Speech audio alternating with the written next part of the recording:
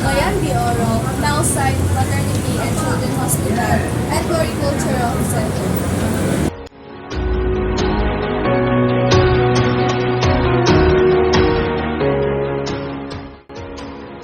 Across Casa Rio was a big building known as the Club. Popular was located. It is now the Street Agustin General Hospital and Floriculture Center. At that time, it was a kind of a civic center where people meet daily to discuss civic concerns, town improvements, about the proper administration of the local government, and military preparation in the event of the coming of American folks who were then in a zone but were inching their way to the Visayas. Through Club Popular, the local officials were able to positively influence and unite their constituents to help them work for the good of the town.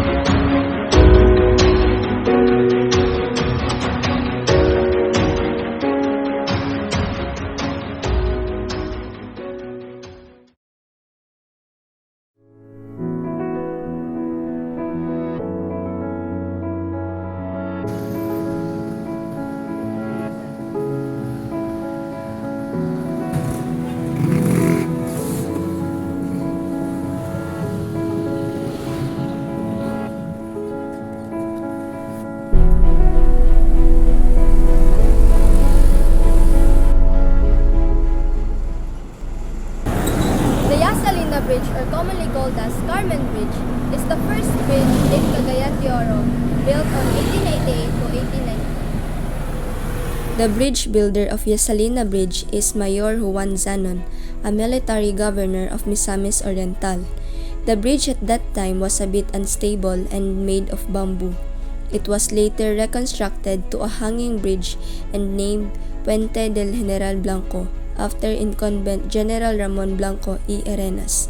The bridge was further improved to a concrete bridge and inaugurated on August 26, 1931. The bridge was named after Governor Pasencio Yasalina, former governor of Misamis Oriental.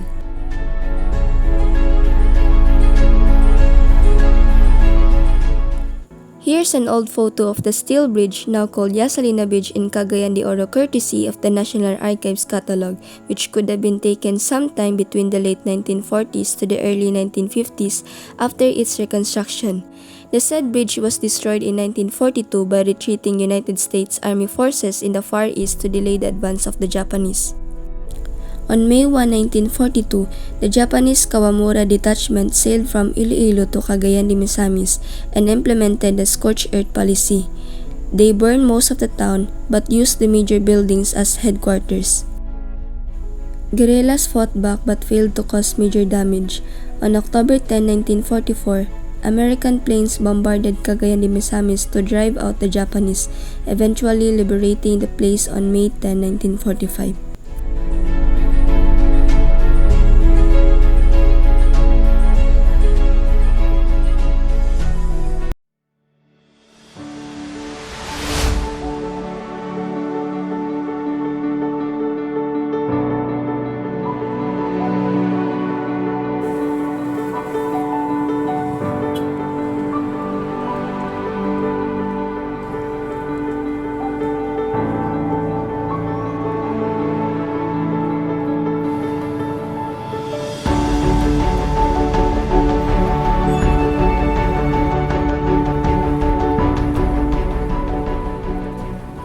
Duao Cagayan Park in Cagayan de Oro City is a very small and very old park that has been used by the townspeople for strolling and relaxing. It is located on the banks of the Cagayan River, nestled with old trees between the cathedral and the old City Hall building, next to the Yasalina Bridge, and separated from the Gaston Park only by the tennis courts.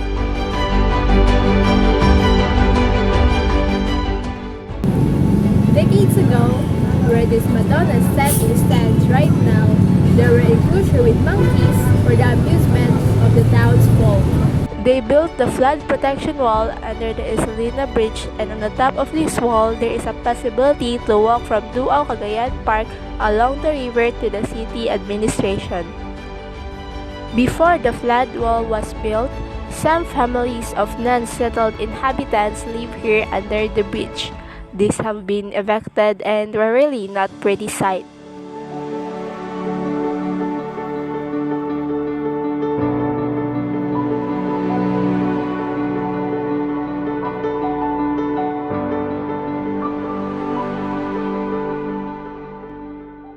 February of 1986, when the Philippine martial law was dismantled, inviting back 120 Cagayanons from the US and Canada to come back home to Cagayan de Oro in August 1987. This said homecoming event was called Duaw sa Cagayan, and since then, it is observed every 2 years, alternating with the gatherings in the US or Canada celebrating the group of Cagayanon city and origins.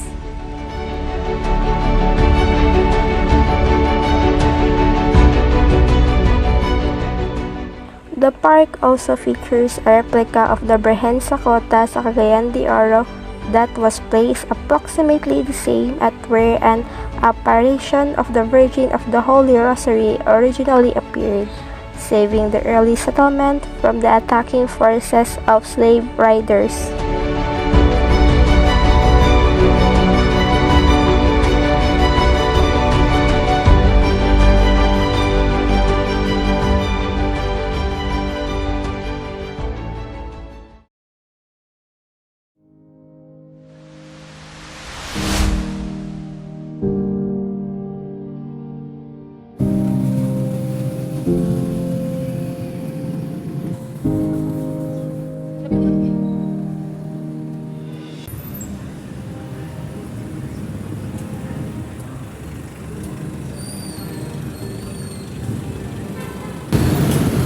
The House of Chinese Decor is considered the oldest residence in Cagayan de Oro City, located at the corner of Don Apolinar and Hayes Street. It was established during the Moro-Spanish conflict on year 1882. Moro-Spanish conflict series of battles in the Philippines lasting over several centuries.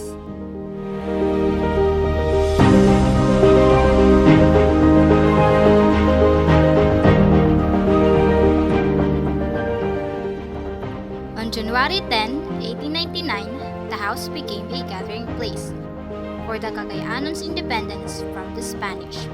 It was utilized as the headquarters of the revolutionary soldiers that battled for freedom of Cagayan de Misamis during the Philippine-American War, led by General Emilio Aguinaldo. That day, the Philippine flag was raised in Cagayan de Oro.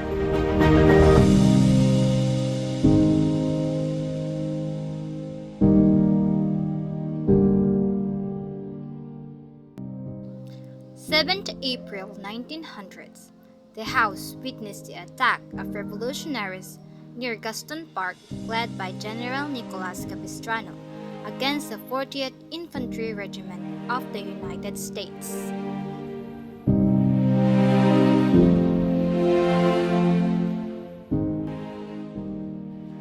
La Casa del Chino Igua has had 2 renovations.